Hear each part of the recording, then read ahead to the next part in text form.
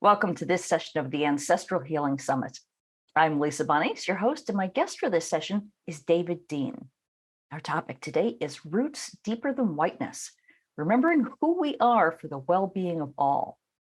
David Dean is an anti-racist political educator, speaker, and writer dedicated to supporting white people to engage in multiracial social movements with emotional strength, political clarity, and fierce purpose.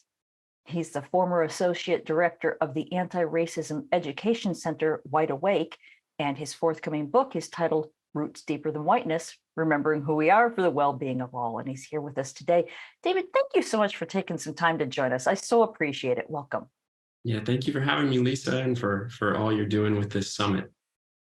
Well, it is my absolute pleasure, and your work is fascinating, and it's also really expansive, and it could actually take a long while to spell it out. So let's try to boil it down just a bit for the purpose of the conversation.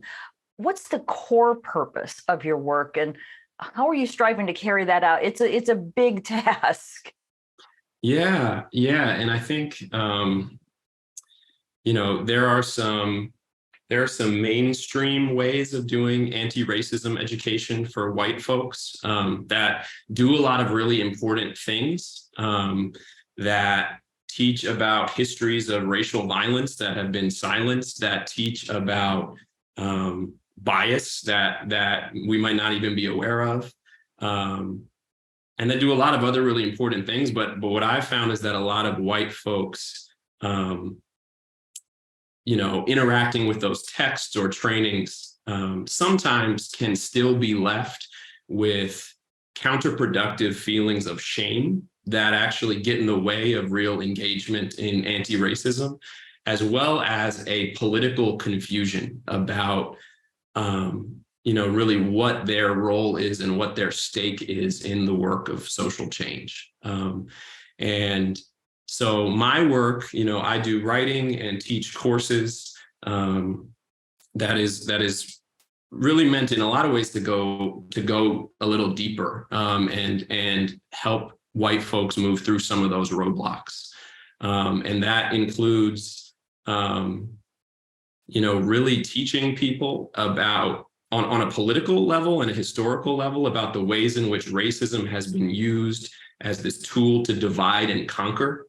And that it is not just this natural thing, but it has actually been used for centuries by powerful members of the ruling class to pit people against each other. And then also there's, and the ways in which we can form political strategy to counter that today and actually bring people together to challenge racism and create an economy that works for everybody. And then on another level, a part of that historical study involves ancestral study and really understanding, for ourselves and identity development, and really understanding that whiteness, right? This thing that a lot of us hear thrown around is not something that's natural, but is that something that our ancestors were given, right? And that took a lot from them, and that stripped them of cultural and political traditions that their ancestors held close. That in many ways was one of the biggest historical forces to shift massive populations of people away from real political class struggle for, against the rulers that dominated their lives, and in some ways brought them in to be foot soldiers of that empire that was now expanding globally. And just really understanding, both in a broader historical way, as well as applying your own ancestry and even genealogy sometimes to that deeper window into history. And how do we bring that all into our identity to actually create a sense of rootedness that can power our work for social change? And like you said, I've done that for a while.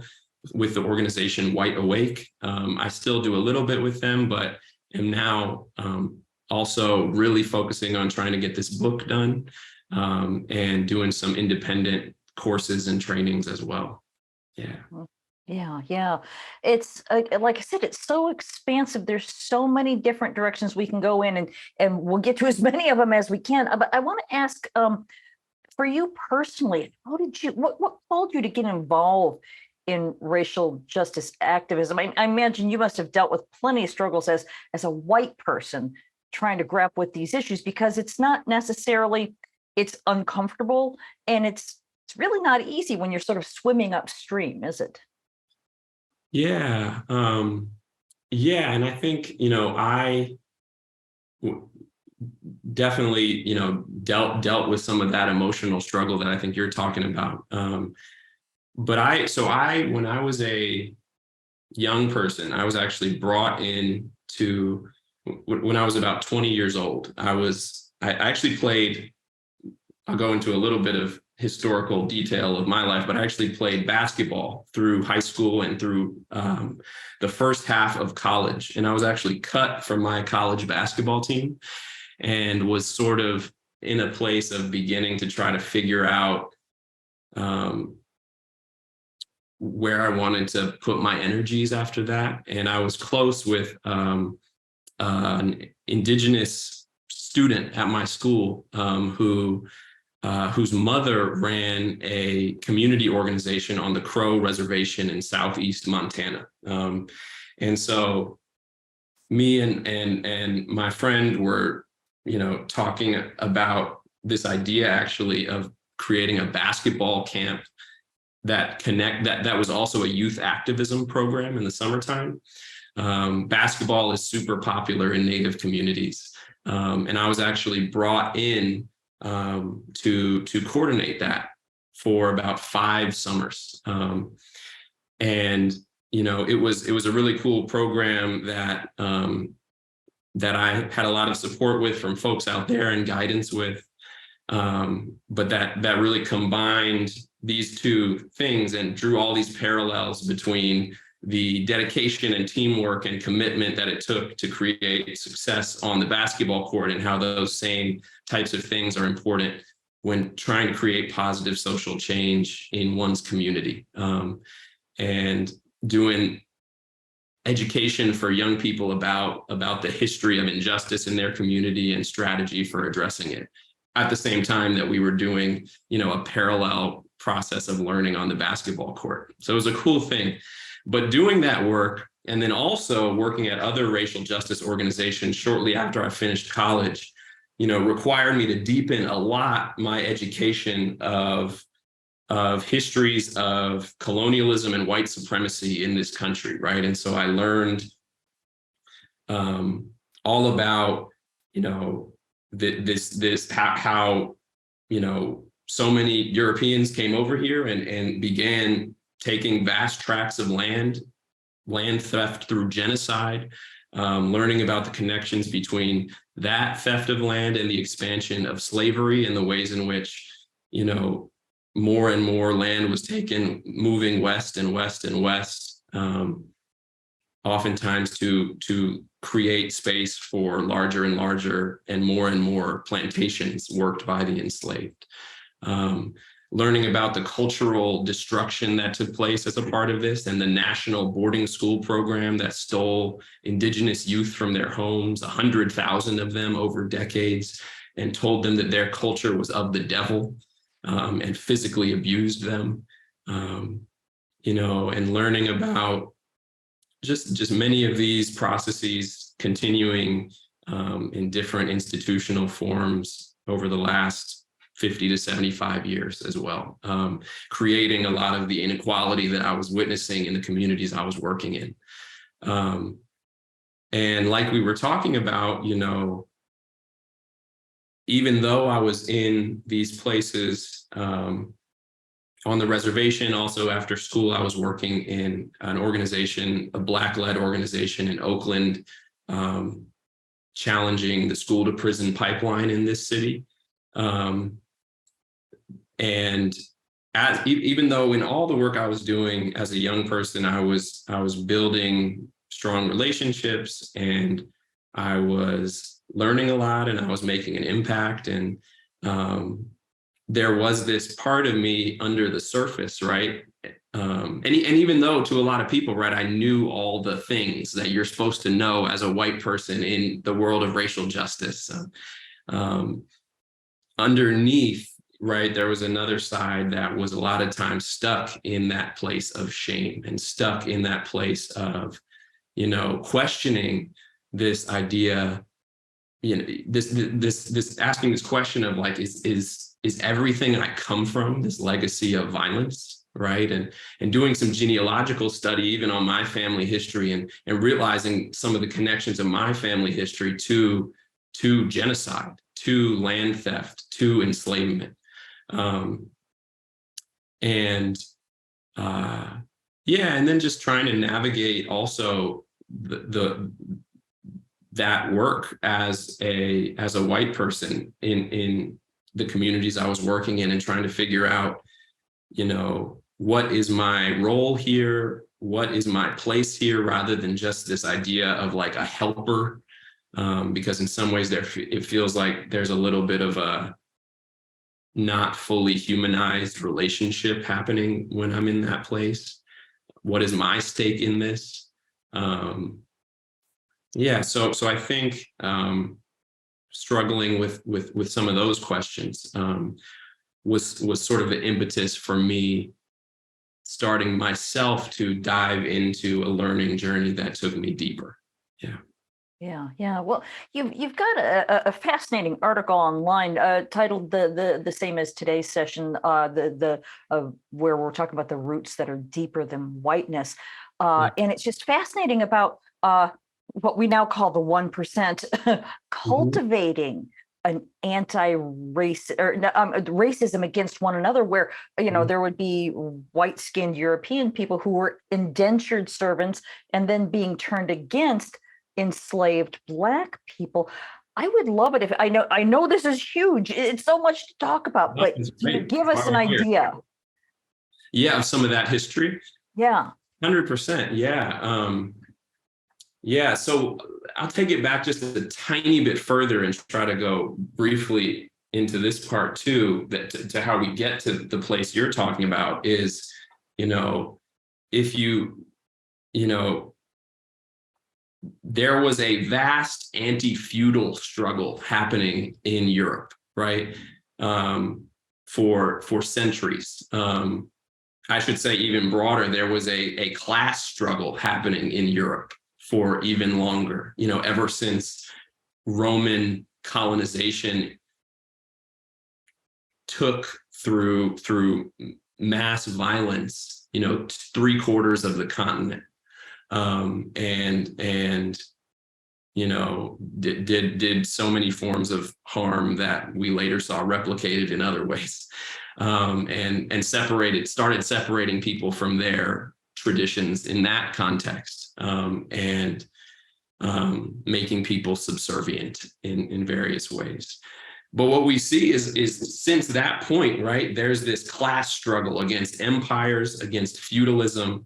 And it's a struggle that is political, in the sense of fighting for economic and social rights, but it's also a struggle that, in which culture is maintained. And there's traditional culture and forms of folk Christianity, and that is held intact and distinct from, the aristocracies of the day. And what we see is that as that struggle starts to reach a tipping point in the 1400s, and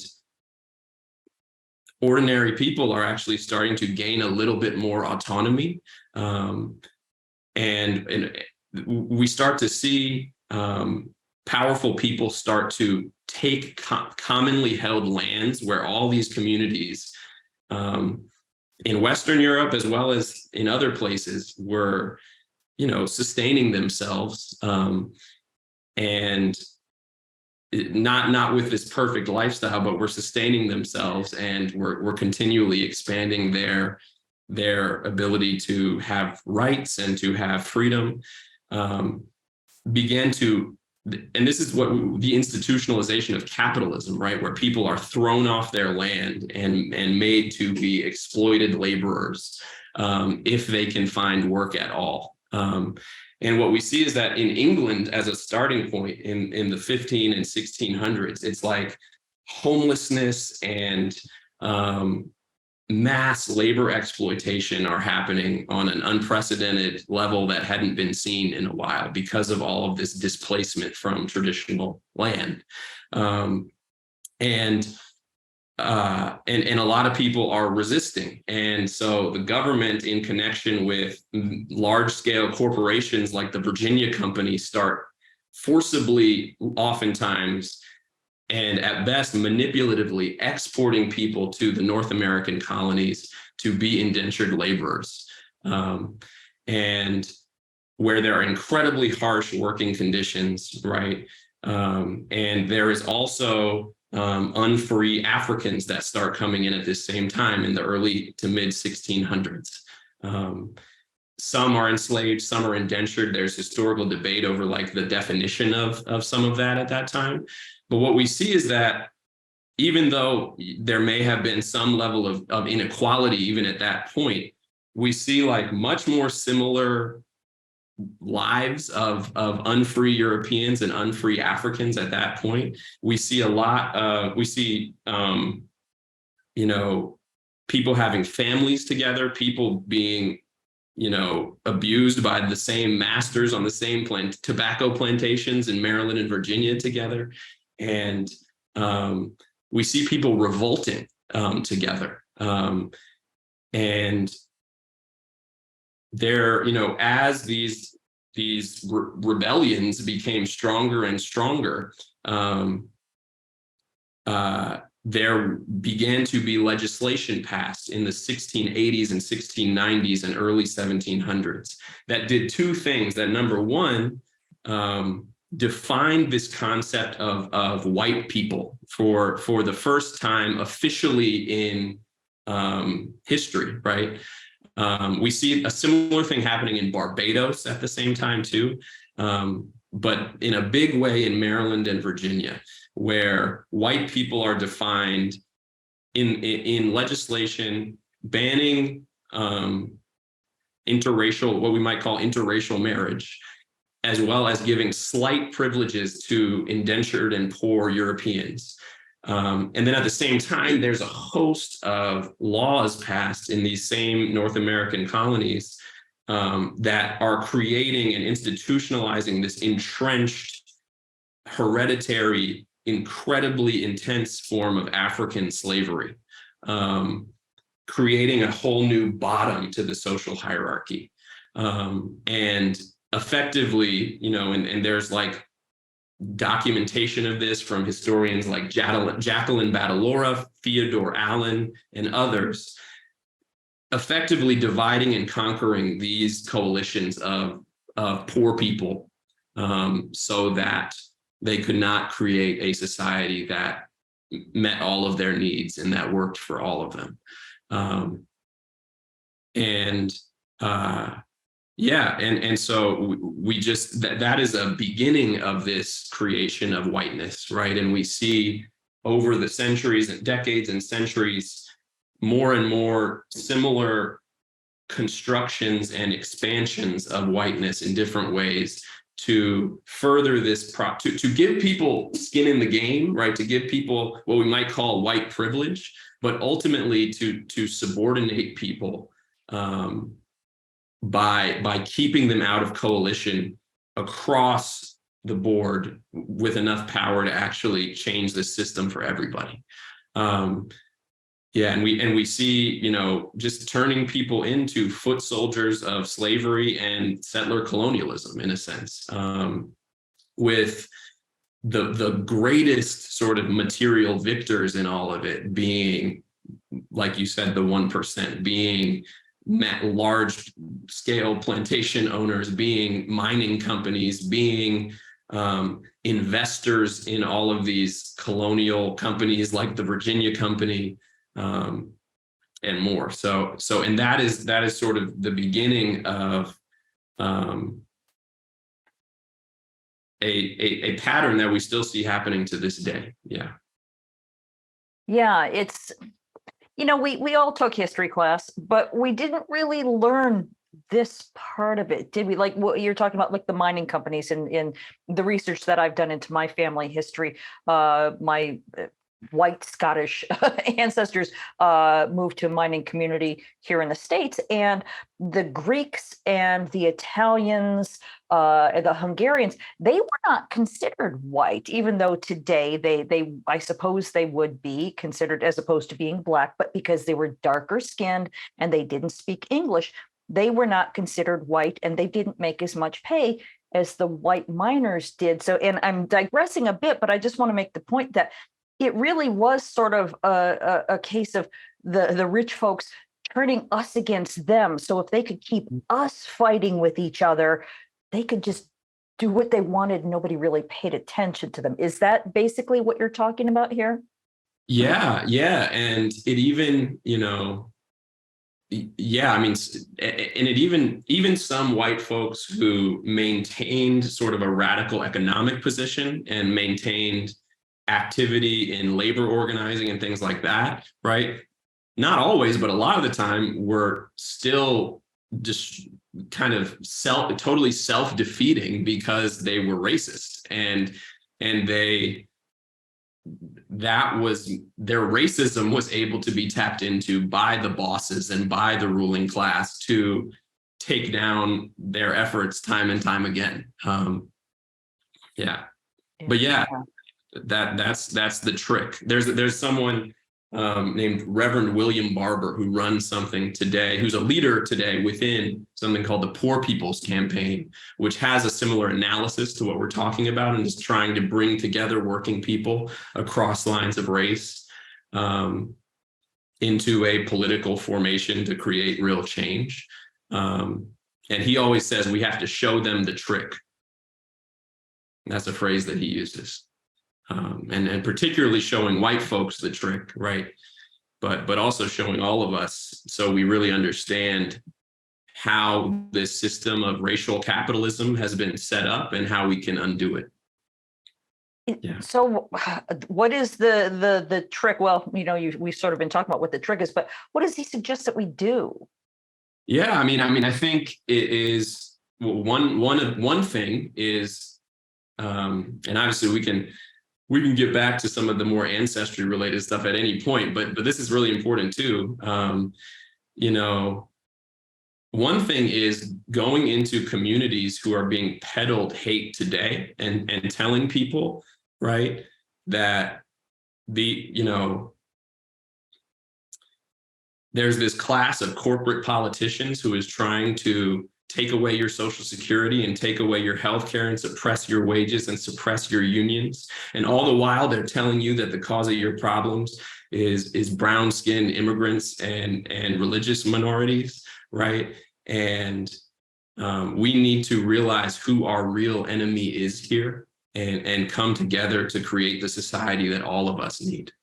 Right, that's showing someone the trick. And it's also showing people, even who might be a little more liberal, right, that the cause, the root cause of suffering is not like working class rural white people, right?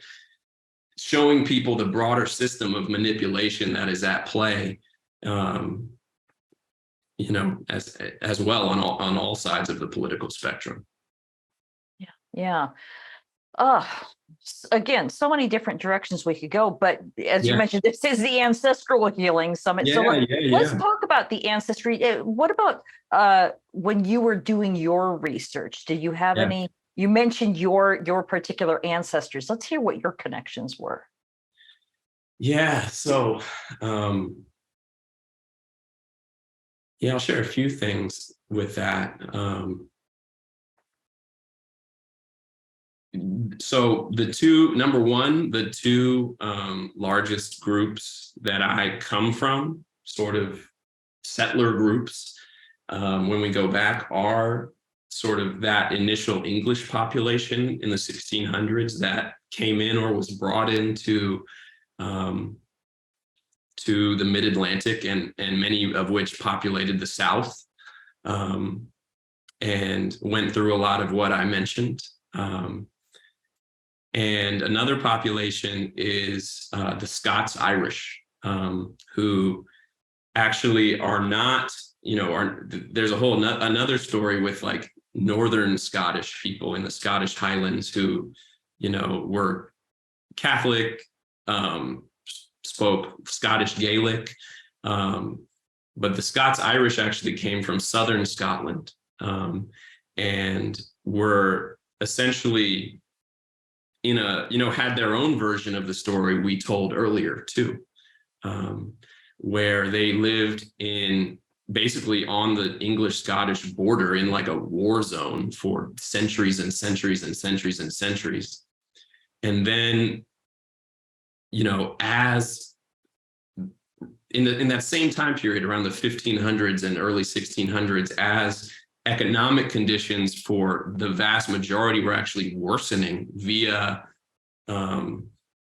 this rising system of capitalism that was displacing and exploiting lots and lots of people. These populations from this area of Southern Scotland were sort of given this, sold this group of ideas that they should be settlers in Northern Ireland, which was just taken at that time from native Irish people through mass violent colonialism, right?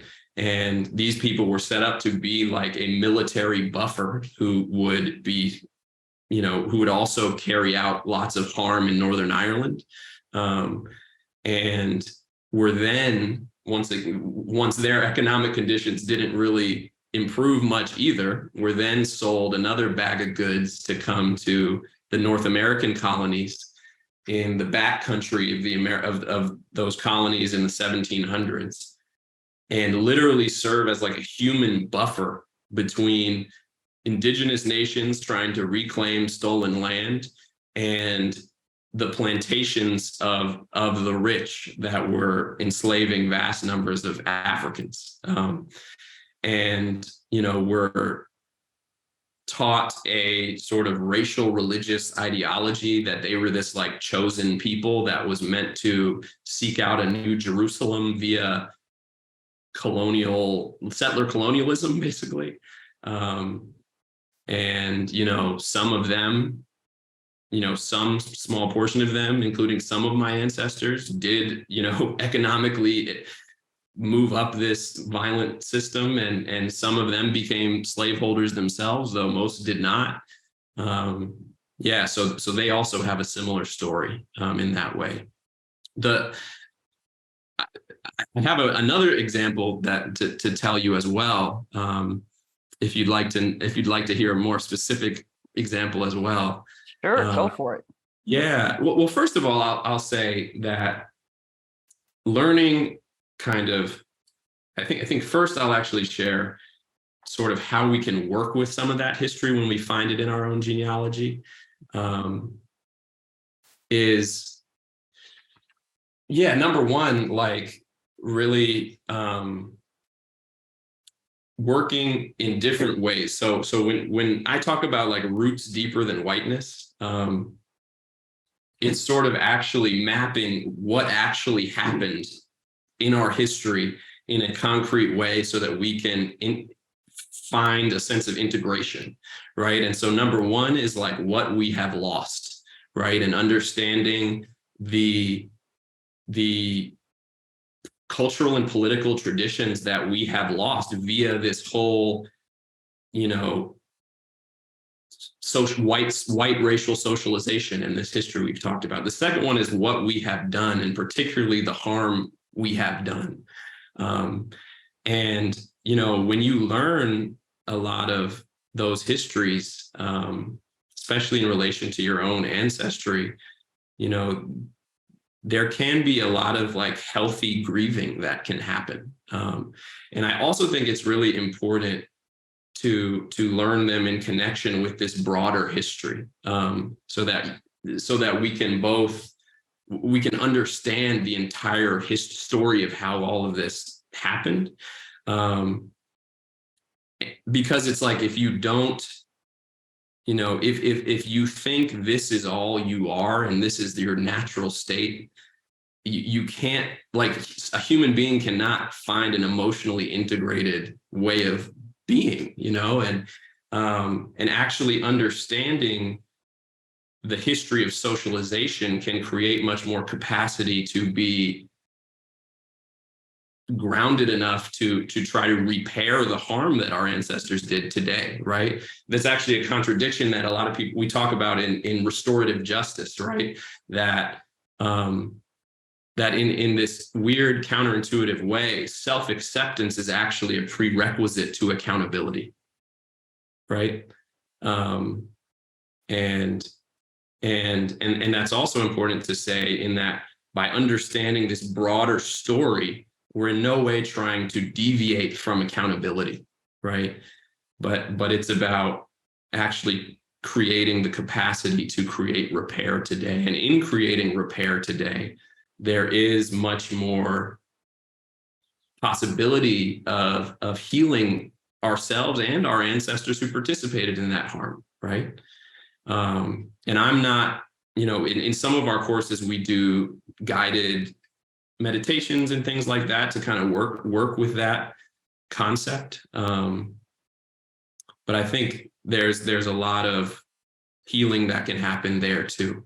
And the last thing I'll say is the final window is how we fought back, and is actually learning about some of this history of that despite this global institutionalization of what we might call racial capitalism, there has always been a hidden legacy of multiracial resistance to that system, of people who came together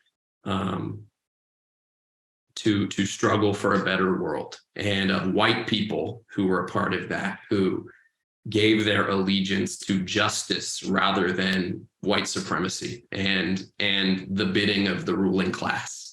And that sometimes we can find connection to that part of history when it's our own ancestry, right? When sometimes in our own lines of history, but also, there's something also we can think of as movement ancestors.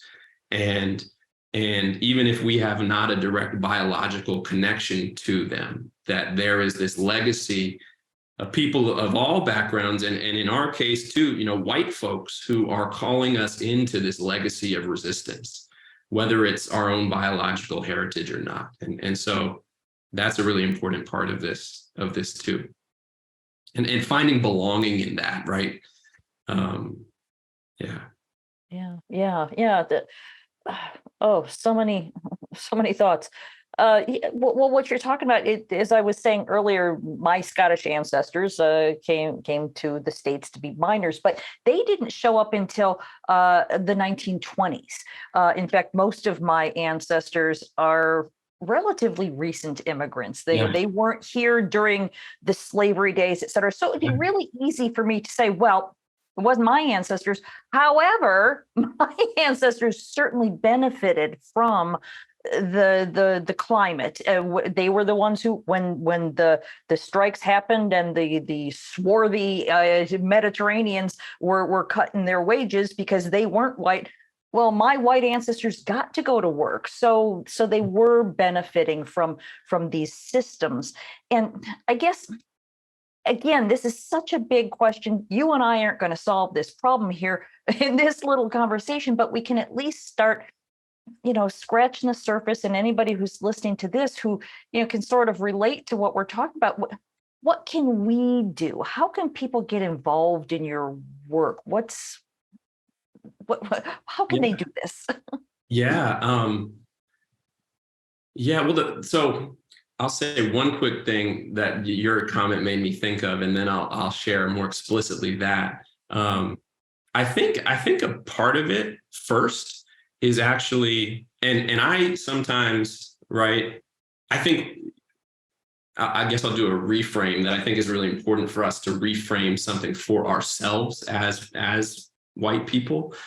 This idea of like, right, and it makes sense, right? A really common concept in anti-racism is that white people benefit from racism, right? This word benefit is really common. And I think, you know, a sort of reframe that's, you know, and in some ways that's true, right? We have things that a lot of other folks don't under this system that we live in. But I think an important reframe for ourselves is, right, is that even though those of us who are white have comparative advantage under this system of racialized capitalism, we also have a life or death stake in ending it. Right. And so understanding the ways in which is all what we've talked about, that the 99% has been stratified into this racial hierarchy. We're at different places in that hierarchy, right? But we all have a stake in coming together to end that hierarchy as a whole. And so I think the starting point for getting involved is white folks a lot of times are driven by guilt and driven by this thing of like, oh man, like I got all this privilege, like I'm, you know, and obviously like sometimes, especially like at higher levels of the economic spectrum, like there are levels of like privilege that no one should have. But none of us should have the privilege to dominate conversations or to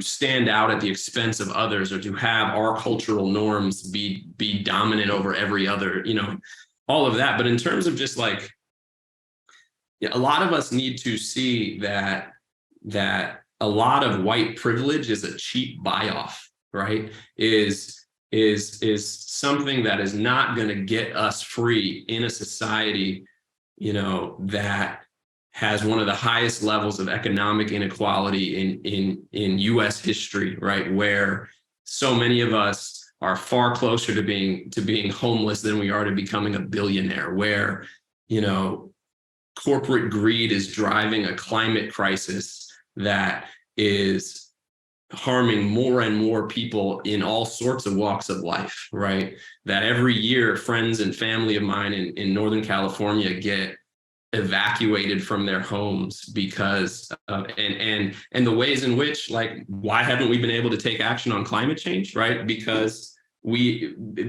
so many of us have been politically divided, so that a corporate elite that wants to continue to pollute for profit can run our government.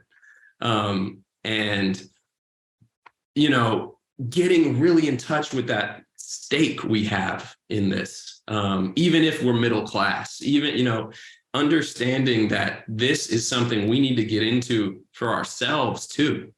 And, you know, and that type of thing, motivation can help us actually do the hard work of building solidarity across lines of difference in a way that guilt can never do, right? And then from that starting place, it's about finding political efforts that are of sort of some of this similar political orientation that I'm talking about, like the Poor People's Campaign. There's you know, an organization called People's Action that is doing really powerful work, doing this same type of coalition building and building movements of ordinary people challenging racism and corporate power. And then there's also personal education and political education, like the stuff that I offer, like the stuff White Awake offers, that sort of does this dual purpose, right? Of number one, teaching history, political education, political strategy, but also this identity development and this almost like cultural renewal type work. And it feels like, you know, bringing those two things to white communities is a really important thing as well. And for those of us who are white and watching this, those are things we can engage in as well. Yeah. Thank you. Thank you for everything that you've shared with us. This is such an important conversation, and really our future depends on it. If we don't do something, only knows what's going to happen to us. So yeah, thank you for all your work and for everything that you've shared. I want to make sure we're getting a little bit low on time. I want to make sure that I mention your website before we go any further. It's davidbfdean.com. What will people find if they visit you there? Yeah, you will find my newsletter and an opportunity to sign up for that. It's called Toward Solidarity. And it's just an article on all of these types of topics we've been talking about today that I send out every so often, as well as I give access to all those people information about trainings and courses that I'm running. Yeah. Both independently and some still with Wide Awake, which is this really amazing anti-racist education organization as well. Yeah. Wow. Well, thank you so much, David. Like I said, we're just scratching the surface. We could talk for years about this. Is there anything that you feel like we've left out that you want to make sure that we do talk about before we wrap this up? Yeah, I mean, I guess I'll just share a tiny bit just about this concept of the third sort of window into history. We talked about how we fought back. And there's this concept that people used to talk about in certain progressive movements called the other America, which is something that was described by a lot of activists in the 30s and 40s and 50s and 60s as this legacy of working people who have come together to try to create a better world at all times. There's one of the most central white figures in the Southern civil rights movement is someone named Anne Braden. And she talks about how this concept of the other America was so central for her, forming a personal and political identity that could give her the emotional strength and the direction and the belonging to just stay in political struggle decade after decade, especially as a white person who, a huge part of whiteness is actually shattering one's identity, right? And creating this fabricated identity based in a sanitized version of European American patriotism that is really just like not who, and tying one's identity to that and tying one's identity to this common identity with the ruling class.